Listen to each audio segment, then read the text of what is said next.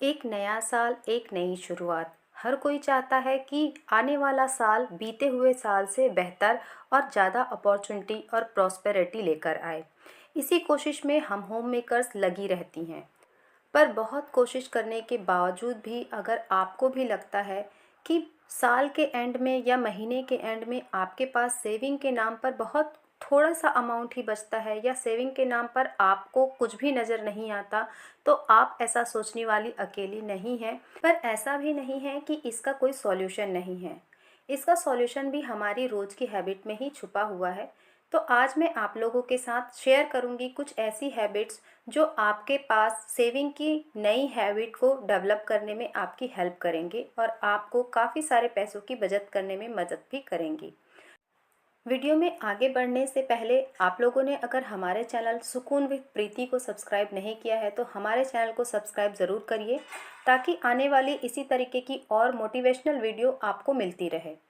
हम सभी चाहते हैं कि हमारे पास सेविंग हो, पर सेविंग करने से पहले क्या हम अपनी रोज़मर्रा की जो हैबिट है उस पर ध्यान देते हैं? ज़रूरी नहीं है कि हम बड़े अमाउंट की सेविंग करें। जब हम छोटे छोटे अमाउंट की सेविंग करना शुरू करते हैं, तभी हमारे अंदर वो हैबिट डेवलप होती है जो आगे चल के बड़ी सेविंग को भी बनाती है। तो सबसे पहले जो हमारी हैबिट है वो कहती है कि ज़रूरत से ज़्यादा चीज़ों को खरीदारी पर रोक लगाइए। जब भी हम मार्केट जाते हैं या शॉपिंग के लिए मॉल जाते हैं, वहाँ पे चीज़ों को इस तरीके से रखा जाता है जैसे कि बाय वन गेट वन या 50% ऑफ या buy two get one free. बस हम इसी चक्कर में फंस जाते हैं और ज़रूरत का सामान लेने के बजाय एक्स्ट्रा चीज़ें भी परचेस कर कर ले आते हैं, और यहीं पे हमारी जो एक्स्ट्रा सेविंग जो बच सकती है उसे हम वेस्ट कर देते हैं। तो सोच समझ के परचेस करिए। जब भी आपको इस तरीके के कोई ऑफर्स नज़र आए तो सबसे पहले सोचिए, क्या इस चीज़ की ज़रूरत मुझे है, या क्या ये जो मैं परचेस कर रही हूँ सामान, ये मेरे लिए फ़ायदेमंद है या इसमें मेरे सिर्फ पैसे फंस रहे हैं। जब आपको लगे कि हाँ, मेरे घर के लिए इन चीज़ों की ज़रूरत है, या एक महीने या महीने भर से 15 दिन जो भी आप ग्रोसरी लेके आ रही हैं, उतने दिनों के लिए ये आपके लिए बहुत ज़रूरी है, तभी उस चीज़ को परचेस करिए। जब भी आप मार्केट जाएं तो सबसे पहले अपने ज़रूरत के सामान की लिस्ट अपने साथ ज़रूर लेकर जाएं। जब हमारे पास हमारे ज़रूरत के सामान की लिस्ट होती है तो हम सिर्फ वही चीज़ परचेस करते हैं जिसकी हमें ज़रूरत है। पर जब हम बिना लिस्ट के ही मार्केट निकल जाते हैं तो वहाँ पे हमें समझ नहीं आता कि हमें क्या परचेस करना है, और देखकर तो सारी चीज़ें लगती हैं कि हमें इसकी भी ज़रूरत है, ये भी सामान हमारे काम आने वाला है, या जो भी सामान मार्केट में दिखता है वो सारे लुभावने ही होते हैं। तो इससे बचने के लिए जब भी आप मार्केट जाएं, शॉपिंग करने जाएं, चाहे वो ग्रॉसरी हो, आपके खुद की कोई ज़रूरत का सामान हो या कपड़े हों, लिस्ट बनाकर जाइए और उसके अकॉर्डिंग ही परचेस करिए। तभी आप जो एक्स्ट्रा और फिजूल खर्च है उससे आप बच पाएंगी। एक छोटी गुल्लक आप ज़रूर बनाइए जिसमें आप महीने के स्टार्टिंग में ही कुछ फिक्स अमाउंट ज़रूर डालिए।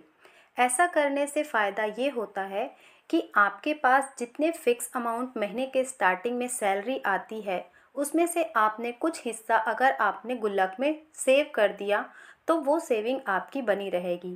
पर अगर आप सोचते हैं कि जब मैं पूरा महीना गुजर जाने के बाद जो बचेगा उसे गुल्लक में डालूंगी, तो आप पाएंगी कि आखिरी में आपके पास उतना अमाउंट नहीं बचेगा जो आप सेविंग करना चाहती हैं। पर जब आप कुछ पैसे पहले ही गुल्लक में डाल देंगी तो आप पाएंगी कि जो बचे हुए पैसे हैं उन्हीं में आपको अपना घर चलाना है, सारी चीज़ें पूरी करनी है। तब आप पाएंगी कि आपका घर भी आसानी से चल गया और आपने कुछ सेविंग भी कर ली।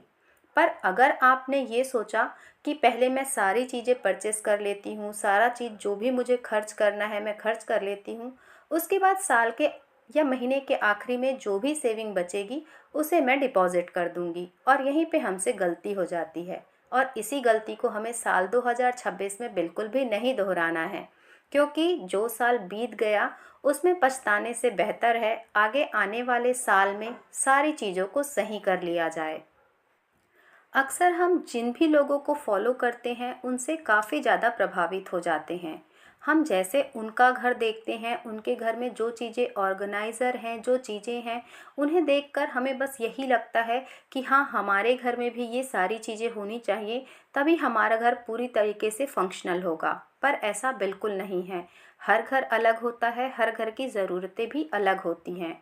तो सबसे पहले आप अपने घर की ज़रूरतों को जानिए, और उसके बाद जब आपको लगता है कि हाँ, इस सामान के बिना मेरे घर का काम बिल्कुल भी नहीं चलने वाला, तभी किसी चीज़ की परचेसिंग करिए।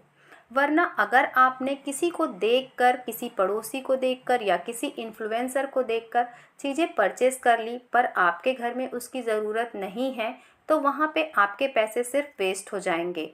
तो इस तरीके की जो वेस्ट है, इससे बचने के लिए जब आपको कोई सामान अच्छा लगता है, आप कम से कम 15 से 30 दिन का टाइम दीजिए अपने आप को, और देखिए क्या उस चीज़ के बिना आपके घर का काम रुक रहा है, या उस चीज़ के ना होने पे भी आपका घर का काम आसानी से हो जा रहा है।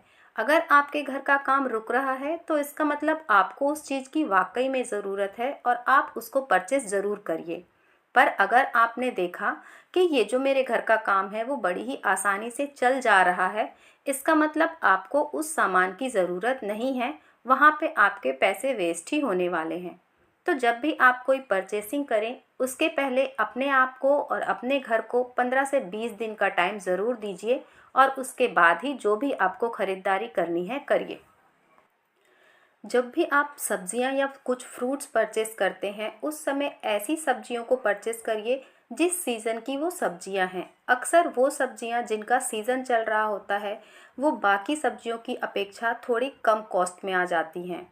तो उस सीज़न की सब्जियों को खाइए जो उस सीज़न की हैं। जैसे सर्दियों में जो सब्जियां आती हैं, उन्हें अगर आप परचेस करेंगी, तो एक तो फ़ायदा है, वो आपको हेल्दी ऑप्शन मिलेगा, क्योंकि जिस सीज़न में जो सब्जियां होती हैं, उन्हें उगाने के लिए ज़्यादा फर्टिलाइज़र या ज़्यादा केमिकल का यूज़ नहीं होता, और साथ के साथ वो कम रेट में भी मिलती हैं।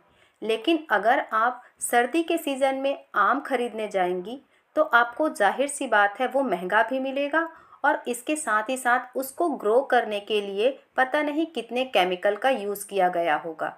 तो इस तरीके से आप जब सीजनल सब्जियां खाते हैं, तब आप अपने पैसों के साथ साथ अपनी फैमिली की हेल्थ भी बचाते हैं, क्योंकि पता नहीं कितने ही केमिकल जो सब्जियों में हैं या जो फल में हैं, उन्हें आप कंज्यूम करने के साथ साथ अपनी बॉडी में भी ले जाते हैं।